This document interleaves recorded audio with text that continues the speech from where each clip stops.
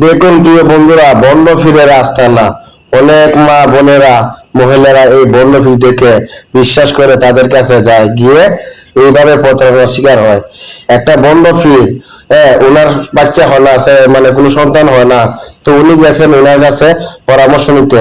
তো উনি কি করতেছেন, ওনার সমস্ত কাপড় খুলে দিয়ে, ওনার পেটে হাত দিয়ে, ওনার পেটে নাড়াচাড়া দিয়ে পেটে বাচ্চা আসবে, উনি এখন ফুফা দিবেন, এইগুলা করে কি কেউ বিশ্বাস করে?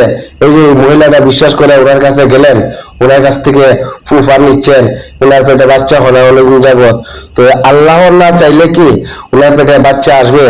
তো আপনারা পর্দার আড়ালের মা বোনেরা ওই ধরনের বন্ডফিরের কাছে কখনো যাবেন না, আর এই ধরনের কথাবার্তা কেউ কখনো বিশ্বাস করবেন না। মনে প্রাণে আল্লাহর কাছে সবসময় বাচ্চার জন্য প্রার্থনা করবেন। তো দেখেন এই প্রতারকটা এই মনের সাথে কি করলো।